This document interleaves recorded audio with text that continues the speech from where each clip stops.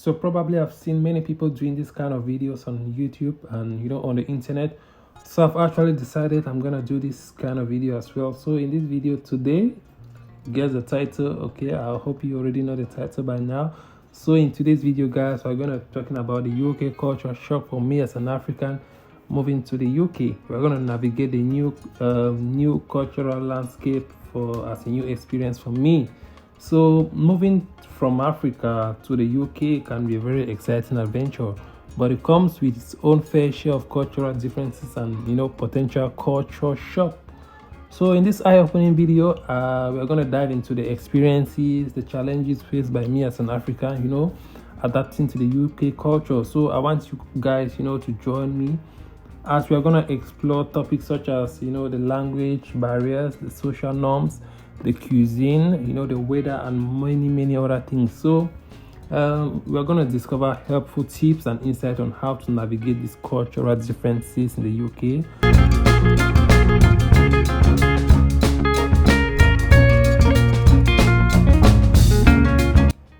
And also how to embrace diversity, and for me to find my place in this vibrant British society.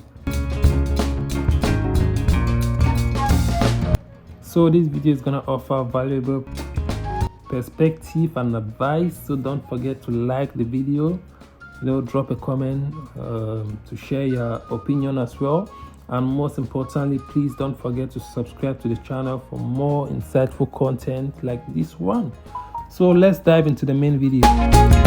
So probably after mentioning some of the key points, I'm gonna begin with number one, which is the language difference. So I'm actually speaking English, and you might be wondering, why am I talking about language? I'm in the UK and I speak English, so why should the language issue be a concern to me?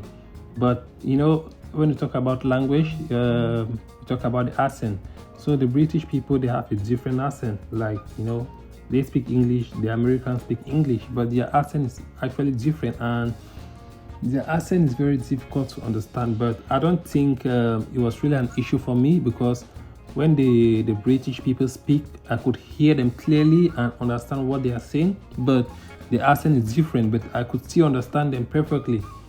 The only difference I faced was that, talking over the phone, talking to them over the phone is like, it's more like thick. The accent is so thick, and I really find it difficult to understand when talking to, a tradition. How do I say this? Like a typical British person with the British accent, talking to them over the phone I really find it difficult to understand them. So for the accent, for the language, for me it's just the accent, but I still understand them clearly. And also I heard in places like Liverpool, the accent is actually difficult and hard to understand, but I don't know about that because I've never been to Liverpool. So let's move on to the next one. We're talking about the social etiquettes, the social norms. When you talk about greetings, here people don't really bother about greeting, greeting your elder, someone that is older than you. Where I come from, like back home in Africa, you always greet your elders. They're gonna find it so disrespectful if you see an elder person and you don't greet that person. But here, that's not the case. They don't really care about that. You can see an elder person and you don't greet him. It's no issue. It's no big deal. It's no big deal if you see an elder person and you don't greet that person. Still discussing more on the aspect of social differences, like culture shock in the social aspect.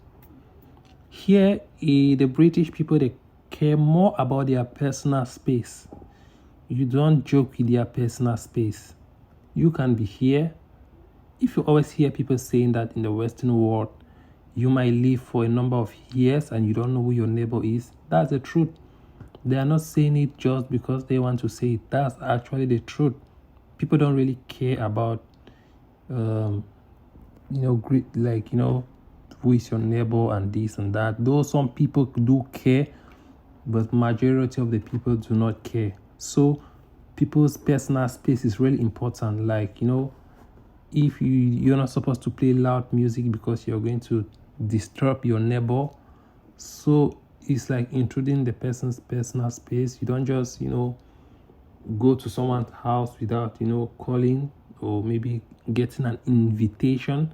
So it's really important. The British people, they take this one very serious. You do not intrude into their personal space. They are not gonna take it lightly with you. But where I come from, I'm not trying to say like personal space, they don't care about it. They care. People, you have to respect people's personal space. But where I come from in Africa, it's more, it's not that harsh. People are more sociable. You could go to your neighbor's place without an invite, and it's understandable to a certain level. Yeah, so here they really take social, their social space their person. So here they really take their personal space very serious. You don't have to intrude into someone's personal space. So let's move on to the next aspect we are supposed to talk about today, which is the weather. So I think the aspect of the weather is one of the most popular culture shock here in the UK, because it's all over the internet everywhere. People say the British weather is you cannot know, then it keeps changing. So I don't really have much to talk about that. Yes, the British weather is unpredictable. You could be seeing sun in the next 5 minutes, the weather change, and in the next 5 minutes you start seeing rain. It's so unpredictable. And also the British weather is so cold. Where I come from in Africa, West Africa, is a very warm. The climate there is so, like, for me, the best in the world. But here you have to, most of the time during the year is cold. It's always cold. Winter is very long, the summer is very short.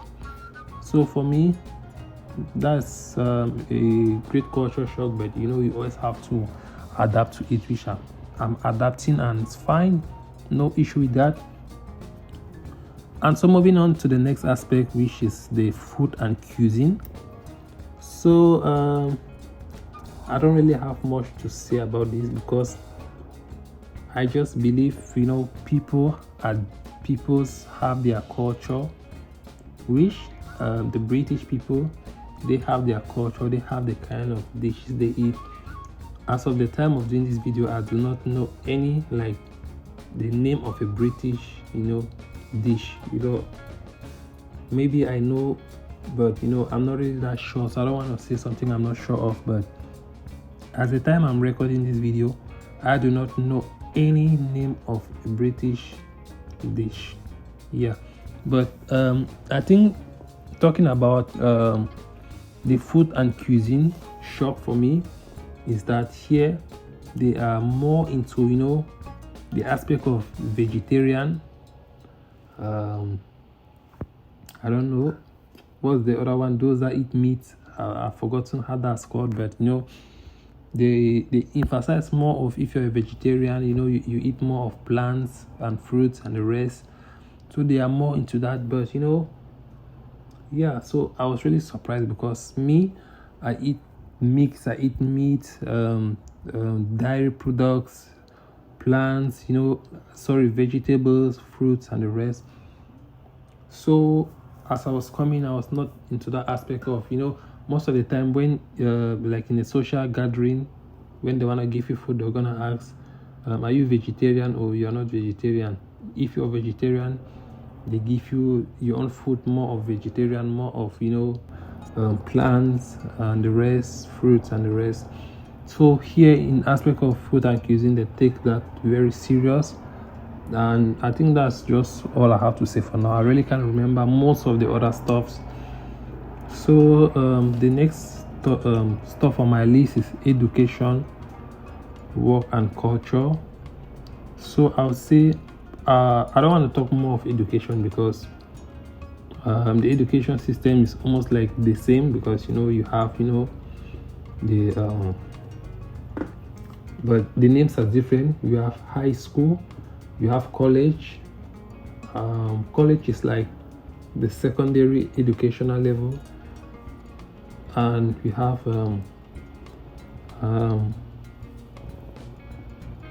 In fact, I don't really know much about that. It's really confusing sometimes when you hear of high school, college. It's really confusing for me.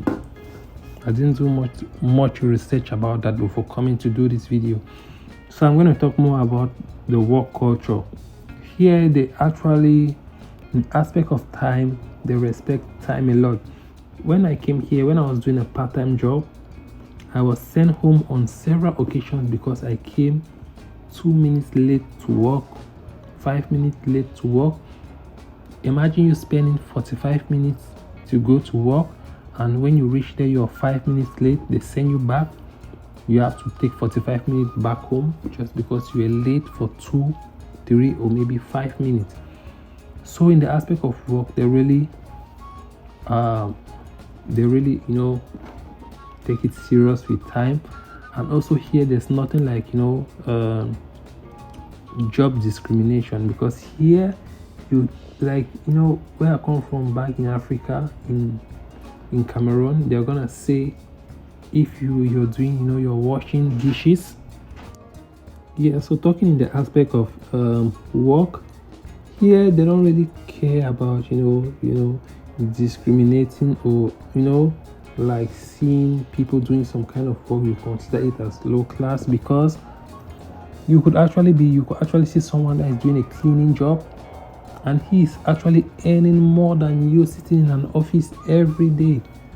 But the only difference is that you sitting in an office, you are insured, so if anything happens to you, you have more advantages. But someone you see just maybe doing an unskilled labor job, the only difference is that they earn more, but they do not gain any skill doing that unskilled job. So that's one thing I found here. But where I come from back in Africa, I'm really reluctant to say back in Africa because I feel like I'm generalizing everything like Africa as one. But I'm going to say where I come from, Cameroon, and I'm going to say here, I'm going to say from my experience, I don't know if things have changed. I don't want to say things have changed as if I've been out for long, but from the time I was there, I know there are some kind of jobs that if you're doing it, the society is going to look at you as a loser, as a low class. But here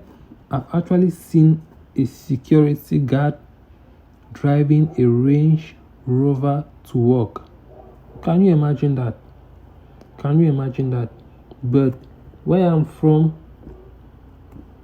I don't know if that's possible, but I believe it's possible, but I have never seen one. So I don't want to make this video to be too long, so I'm going to end it here. If you've learned anything or you want me to explain something you did not understand, please feel free to comment in the comment section. And I think that will be all for now. I don't know, maybe I have to do a part 2 because I did not really plan this video. That's why I could not talk detailedly about most of the things I said in this video. I just gave like a brief summary of most of the topics I talked about. But if you want to know more, you could always drop a comment. And also, depending on the way the video perform, I could do a more insight video, like more detail, like maybe do maybe 3-part videos. In each video detailing maybe 1 or 2 points more detailedly explaining how the culture shock is like here in the UK. I actually have many things to talk about, but let's just end it here for today. I'm going to be dropping more videos, and we're going to talk about more things. You're going to learn, you're going to learn, and you're going to teach me as well with the comments you drop. So thank you for watching this video. Goodbye, and don't forget to like the video, drop a comment, and subscribe to the channel, most importantly. All right, see you in the next video. Bye bye.